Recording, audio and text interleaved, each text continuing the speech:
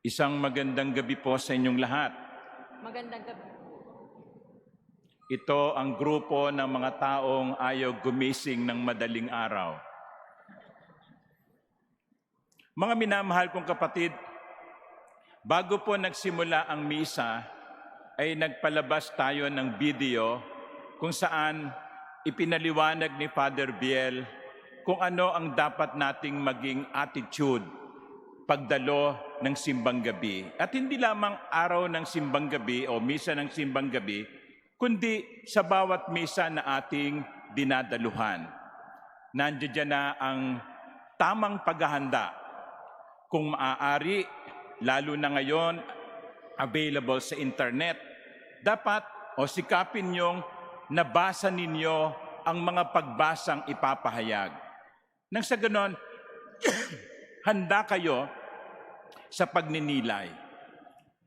Nandoon din yung paalaala na magdamit ng maayos. Pag pumupunta tayo sa isang handaan, sa isang maringal na pagdiriwang, nagdadamit tayo ng maayos.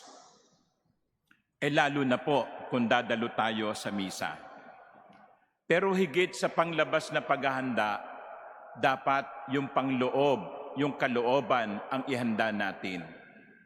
Kaya nga, bago sumapit ang Pasko, sikapin nyo na makalapit sa pari at mangumpisal.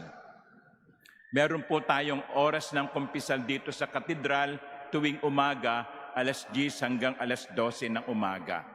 Samantalahin natin yung pagkakataong iyon. At mga minamahal kong kapatid,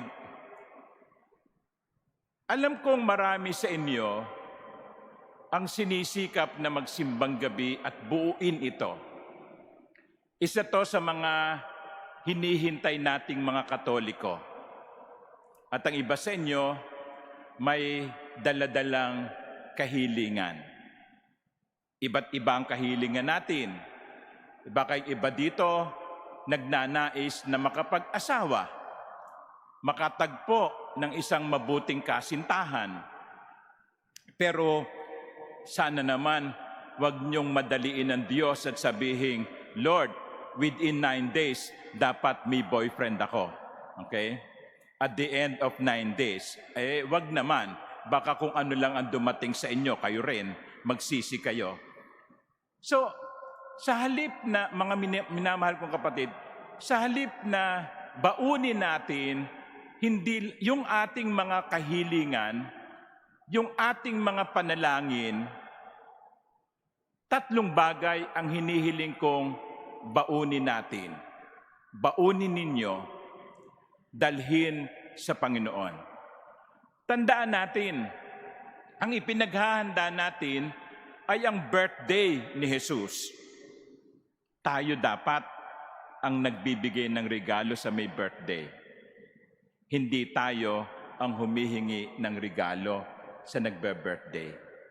So, sa mga araw na ito na simbang gabi, ano ang nais kong baunin ninyo bilang alay sa Panginoon?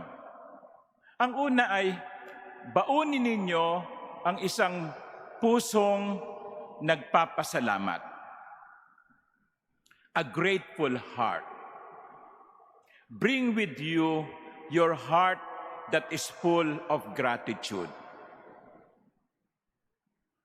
At naniniwala ako, marami tayong dapat ipagpasalamat sa Diyos. Unang-una na, naririto na naman ulit tayo. Sumapit sa pinibagong simbang gabi. Baka nung nakaraang taon, meron kayong kasamang nagsimba, wala na. Katabi ninyo nung nakaraang taon, pero kinuha na ni Lord. Pero kayo, tayo, nandito pa rin. Buhay, malakas ang may magandang kalusugan. Ipagpasalamat natin yun.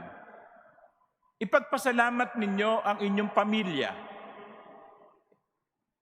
Ipagpasalamat ninyo yung mga pagkakataon na dininig ng Diyos ang inyong mga panalangin. Yung iba sa inyo umuwi pa ng Pilipinas para makasama ang kanilang mga minamahal. Meron kayong pamilyang inuuwian, meron kayong tahanang binabalikan. Marami sa inyo ang may trabaho, bagamat hindi sapat ang sweldo. Marami tayong dapat ipagpasalamat sa Diyos. At sana po, magawa din nating ipagpasalamat sa Diyos yung mga pagsubok na dumating sa buhay natin. Sapagkat dahil sa mga pagsubok na ito, naging matatag tayo. Naging malakas ang ating loob. At nasabi natin sa ating sarili, na kaya ko ito, makakaya ko ang lahat. Kasi kung minsan iniisip natin, yun lang ipagpapasalamat natin ay yung mga biyayang ibinigay.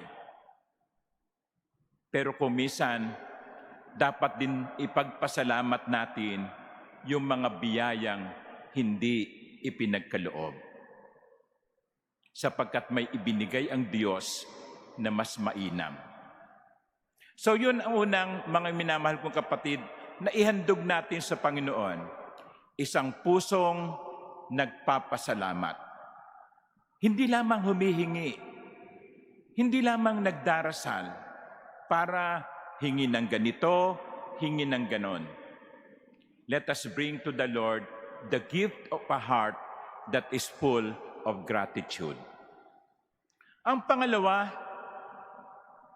dalhin natin sa Panginoon ang isang pusong handang magsakripisyo para sa Kanya. Isang pusong handang magsakripisyo para sa Diyos. Nandito kayo ngayon, 8:30 ng gabi. Galing ang marami sa inyo sa trabaho. Galing ang iba sa inyo sa paaralan. Baka ang iba sa inyo, meron pang gagawing assignment pagdating ng bahay. Dapat nagpapahinga na kayo. Pero pinili niyong pumunta ng katedral para dumalo sa banal na misa. Isa yang uri ng sakripisyo. Kasi kung minsan, yan ang parang nawawala sa atin. Gusto natin kung minsan lahat madali. Kaya kapag nahihirapan, sumusuko na agad. Kapag nahihirapan, tumitigil na. Hindi. Tinuturuan tayo na maging handang pasanin ang ating krus. Kaya nga, sa gabing ito, sa simula ng simbang gabi, na sana ay tatapusin ninyo sa loob ng 9 na gabi, kasi merong iba, simula at huli lang, no? Unang araw at 9 na gabi. Hindi. Pilitin yung matapos ang 9 na gabi bilang bahagi ng pagsasakripisyo. So, ano ang hinihingi sa inyo ng Panginoon bilang sakripisyo?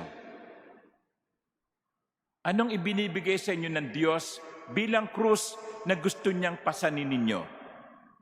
Sa gabing ito, sabihin nyo, Lord, inaalay ko sa iyo ang isang pusong handang magsakripisyo para sa iyo. At pangatlo, ialay niyo sa Diyos ang isang pusong handang sumunod sa kanyang kalooban.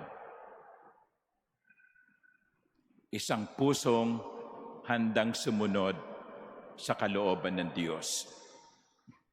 Kung kukumpletohin ninyo ang gabi-gabing pagsisimba, sa mga darating na gabi, maririnig ninyong muli ang kwento ni Maria, ang kwento ni Jose, ang kwento ni Elizabeth at ni Zacarias, ang kwento ni Samson, ang kwento ng mga pangunahing tauhan sa kasaysayan ng ating kaligtasan. At kung inyong mapapansin, very common sa mga kwentong ito ay ipinahahayag ng Diyos ang kanyang plano, at ipinakikita sa atin ang pagsunod ng mga pangunahing tauhan. In the coming nights, through the readings in the Mass, we will hear the story of Mary saying yes to the plan of God. We will hear Joseph saying yes to God's plan. Hindi sila kinukwento para lamang aliwin tayo. Kinukwento sila para bigyan tayo ng modelo.